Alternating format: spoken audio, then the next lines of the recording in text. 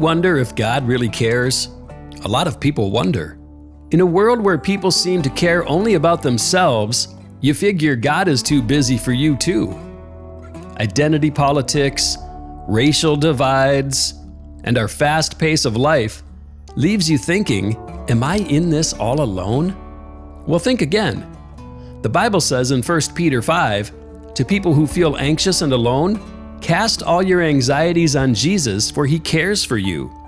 That's what Pastor Jim Johnson is talking about on Soulbreak this week. In a series in the book of John, Pastor Jim is doubling down on John 13 to 17, where Jesus lays out to His disciples 24 hours before He suffers on the cross how much He cares and thinks and lays down His life for you.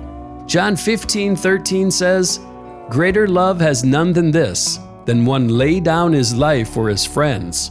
So with that, stop and take a break for your soul. And remember, God cares about everything going on in your life right now. So stay with us for Soulbreak with more of Pastor Jim Johnson. This week on Soulbreak, we are studying how to build better relationships with your family, with your friends, and in your marriages. And so today I'm talking with Greg Hengler and you about how dysfunctional a family Jacob did, and to do so, we need to have that first one or two verses of the Brady Bunch theme song. Greg, can you play that song about the Mike and Carol Brady's family?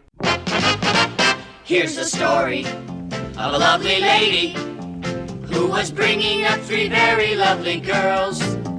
All of them had hair of gold, like their mother, the youngest one in curls. It's the story of a man named Brady who was busy with three boys of his own. They were four men living all together, yet they were all alone. That is the story of the Brady Bunch. Greg Hengler, did you watch that show back 1969 to 1971? How many episodes have you wasted in your life watching the stories of the Brady Bunch? I spent absolutely zero amount of minutes.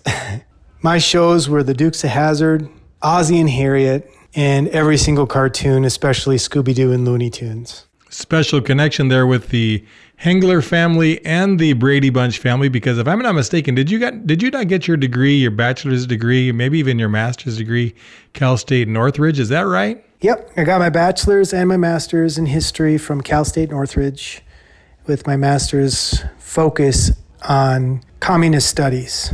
I like to know the things that I disagree with. Cal State Northridge, that was where a lot of people my age got their degrees. If you lived in Southern California, it was a good quality education, but it didn't cost you an arm and a leg. San Fernando Valley, and I think that's where the Brady Bunch was founded. Do you remember that? Did you ever go visit the Brady Bunch house there in the Northridge area, San Fernando Valley of Southern California? No, but funny enough, about a month ago on my Facebook feed, a picture of the Brady Bunch house showed up, and it showed the address as to where it was, and I was shocked to see how close it was to where I used to live, as are many of the shooting locations. I never went and visited any of them, except now that I see almost all the movies that I've watched and the television shows that were shot were done within miles of where I lived. Maybe one day somebody will be visiting our house. I kind of doubt it, because when the Lord comes back, the earth is going to be destroyed. It says, I think my house won't be standing, but I sure love it for right now. But Greg Hengler, that story of the Brady Bunch fascinates me because it's so similar to the family of Jacob. They had a housekeeper, I'm sure a number of housekeepers, that caused even more trouble because there was all these kids, 12 sons, daughters as well. Jacob and his wives Leah and Rachel were probably not as attentive as they should have been. There was trouble among the young children of the Jacobson family as they grew. It formed into jealousy, ugly hatred, greed. It turned into sexual abuse, and every ugly sin that you could imagine. That was the case of the sons of Jacob, or what I would call sometimes the Jacob's sons. What strikes me as you read this story of the family in Genesis 37 is that they had every flaw and every wrong parenting mistake, every inner sibling rivalry that you could imagine. It was ugly, it was sad, it was tragic, it was sinful.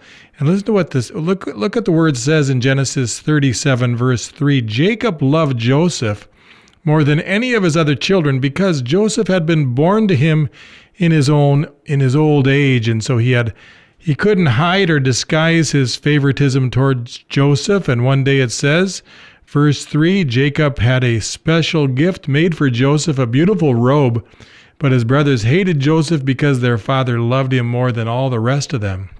They couldn't say a kind word about him, and you can imagine the awkward position that Joseph was in. It says in verses 5 and 6 and 7 that he had a dream. He told his brothers about the dream, and once he revealed what God had told them in the dream, he was probably indiscreet by sharing what God had meant for him in an intimate moment to know about his future.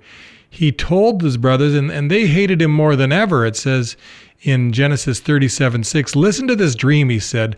We were out in the field tying up bundles of grain. Suddenly my bundle stood up, and your bundles all gathered around and bowed down low before mine. So his brothers responded, do you think you're going to be our king, do you? Do you actually think that you will reign over us? And they hated him all the more because of his dreams and the way he talked about them. It appears to me that God was revealing to Joseph how he could handle the distrust, the greed, the covetousness, the anger, the resentment, by giving him a picture of what's going to happen in the future. And Joseph's mistake was to say that dream, to describe what God had meant for him to the brothers as well. And it says in verse 9, soon Joseph had another dream, and again he told his brothers about it, and it says, listen, I've had another dream, he said. The sun, moon, and 11 stars bowed down low before me. And this time, verse 10, he told the dream to his father as well as to his brothers, but his father scolded him. What kind of dream is that, he asked.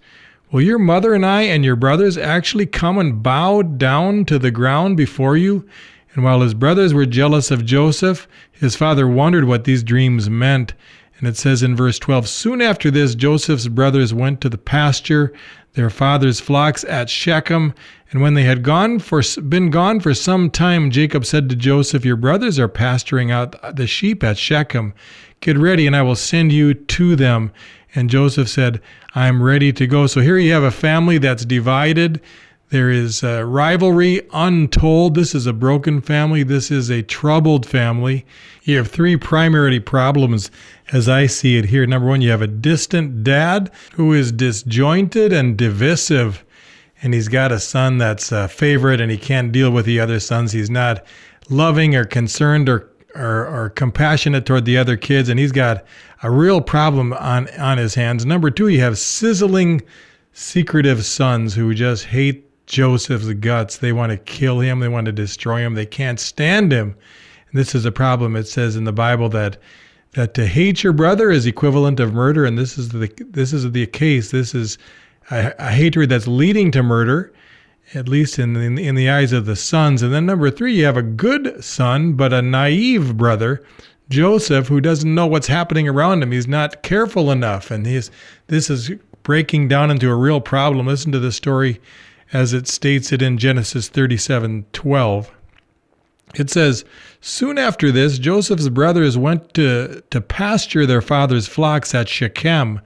And when they had been gone for some time, Jacob said to Joseph, your brothers are pasturing the sheep at Shechem.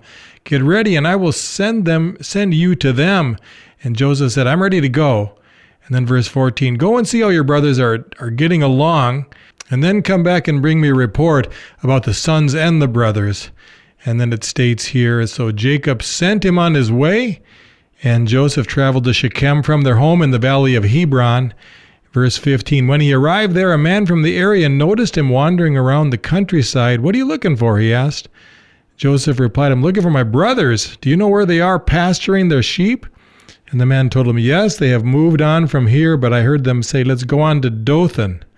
And so Joseph followed his brothers to Dothan and found them there. And this is where the tragedy begins, where Joseph gets in a place of real vulnerability, nearly gets killed. Listen to what happens here in verse 18. When Joseph's brothers saw him coming, they recognized him in the distance. And as he approached, they made plans to kill him. Verse 19, so here comes the dreamer, they said. Come on, let's kill him and throw him into one of those cisterns. We can tell our father a wild animal has eaten him, and then we'll see what becomes of his dreams.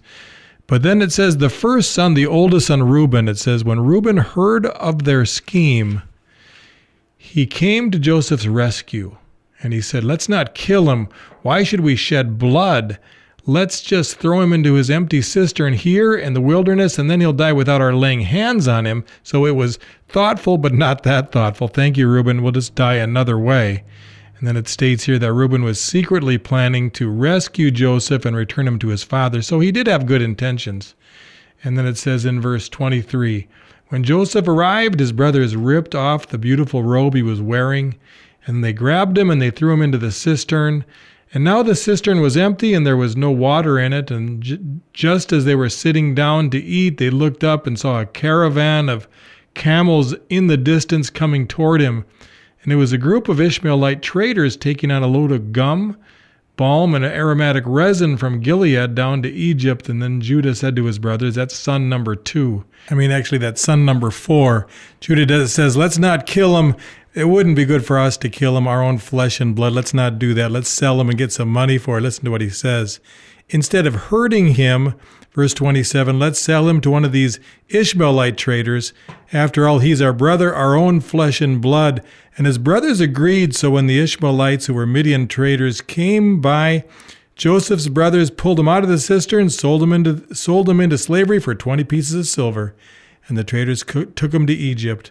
And sometime later, Reuben returned to get Joseph out of the cistern. And when he discovered that Joseph was missing, he tore his clothes in grief. And then he went back to his brothers and said, the boy is gone. What'll I do now? Then his brothers killed a young goat and dipped Joseph's robe into the blood. And they sent the beautiful robe to their father with this message, look what we found. Doesn't this robe belong to your son? And their father recognized it immediately. He said, yes, it's my son's robe. And this false narrative all began to bring its tragic meaning home to Jacob. He realized, my son is dead. He's been eaten by a wild animal. He did not know that his son was nearly killed by his own sons, his own brothers, and that they would sell him instead to the Midianite traders who would bring him up to Egypt. Had no idea. He was broken. He wept. He dressed himself in burlap. He mourned deeply for his son for a long time. And this family lived with that lie for another 17 years. What a tragic death. A 17-year-old boy kidnapped, captivated by his family, sold into slavery. What a bad family. What an ugly family. It says here, meanwhile, the traders arrived in Egypt and they sold Joseph to Potiphar, an officer of Pharaoh, king of Egypt, and Potiphar was captain of the palace guard. Let's close with these 3 thoughts as you consider your family. Number 1, families can turn out terrible. And it could be that you've been placed in a family that is broken and abusive and troubled, and you are hated, not loved, not built up, but broken down. Number 2, that God intervenes. He steps into the scene and he rescues Joseph and he puts him in a good place. He puts him actually in the palace guard's house, Potiphar's house. And number 3, God has a plan in the future, and God is going to use Joseph to do miraculous work that will bless his family and give Joseph a new start. Well, that's where we have to leave off here today. Until next time, I'm Jim Johnson, trying to give your soul a break, hoping to point you back to the Holy Scriptures and asking you to consider the truth about Jesus' lineage one more time. Thank you for joining us today on Soulbreak. Soulbreak is brought to you by True Vine Church of Mora, Minnesota, a growing church looking to help people seek and find the Lord, and is also sponsored by the Lutheran Evangelical Movement based in Minneapolis since 1937. True Vine holds weekly worship gatherings on Sundays at 10 a.m. and also hosts Celebrate Recovery on Thursdays at 6 p.m. Soulbreak airs on this station weekdays at 10 p.m. and every Sunday morning at 8. You can always find fresh podcasts on Spotify, Apple Podcasts, and Sermon Audio by going on your favorite podcast format and clicking on Soulbreak with Pastor Jim. For more information, visit us on truevinemora.org, or even better, drop in at True Vine Church, located in downtown Mora at 130 South Park Street. So until next time, thanks for joining us. And on behalf of sound engineer Greg Hengler and Mora Pastor Jim Johnson, we invite you to join us again tomorrow, right here on the Soulbreak podcast, or on Sunday mornings at True Vine Church in Mora.